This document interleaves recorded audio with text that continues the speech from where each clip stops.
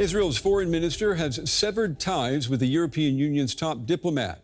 Gideon Saar says that he took the step following reports that Kaja Kallas compared Israel's treatment of the Palestinians to apartheid in South Africa.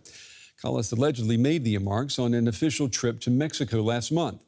In a post on the social media platform X, Saar announced his decision, writing, "To date, no denial, clarification, or response has been issued by her regarding this severe statement. Therefore, as the foreign minister of the State of Israel, I have no choice but to sever all contact with Ms. Kallas until she retracts the blood libel she directed at the world's only Jewish state." Kallas tried and failed to defuse the situation with her own post on X. She wrote, "Dear Gideon, as you know, the EU and Israel have a lot that binds us. I value our dialogue and engagement, and I'm open to continue in that spirit, respectfully and constructively." Well, so far, Kallas has refused to confirm or deny whether she compared Israel to apartheid South Africa. Apartheid was a racist system under an all-white government that enforced severe restrictions on the rights of non-white communities. Israel's government strongly rejects the apartheid label.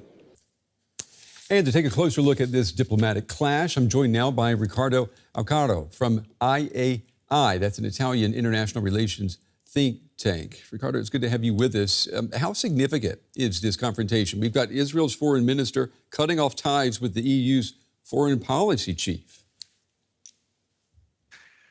Well, it is not the first time that Israel has soured on an EU foreign policy chief. I mean, even if unofficially the predecessor to Kaja Kallas, Josep Borrell, was persona non grata, basically, in Israel because of his more critical positions than what the average position of EU leaders was on in Israel's response to the Hamas attack in Gaza.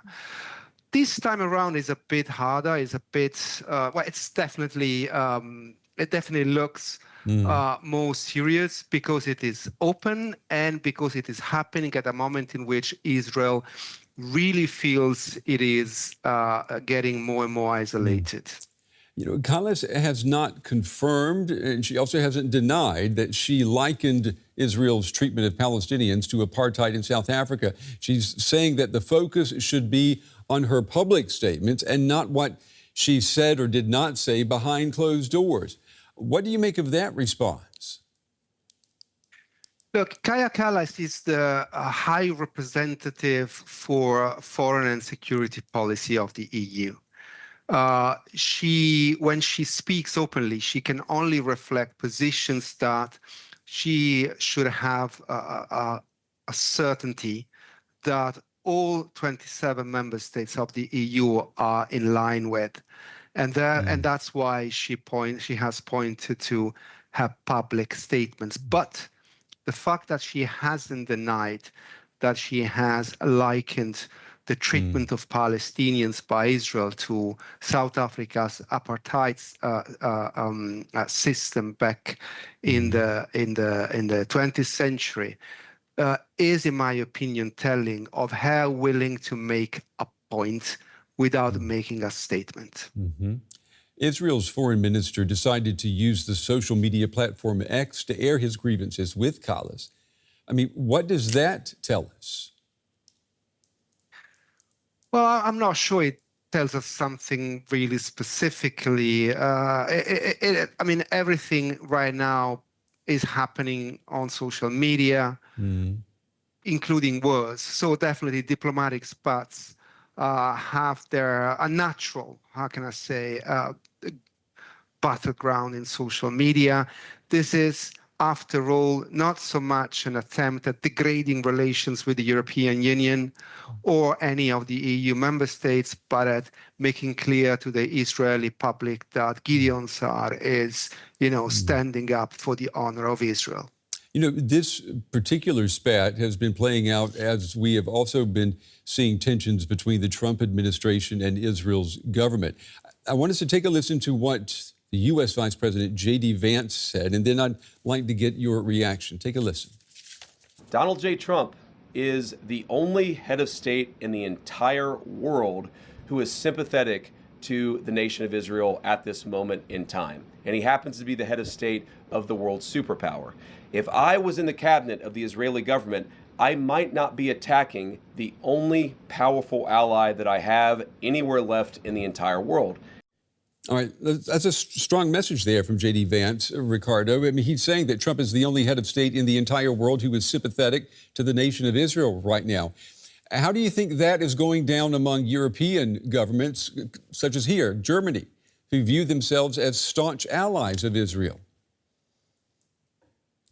Well, I think some European governments do not feel that President Trump is the only friend left to Israel. I mean, especially Chancellor Merz has made it very clear that Germany will always be on the side of Israel no matter what Israel does. But the message is interesting in the sense that, in the sense that it points to Israel becoming increasingly a politicized issue in the United States. On the left, there is basically no more damning test for candidates who want to become democratic candidates in any kind of federal elected officials than a statement of condemnation of what Israel has done on Gaza. If they don't do that, most of the time they cannot win the primary. On the right, there is an increasingly generational divide between older generations who are very much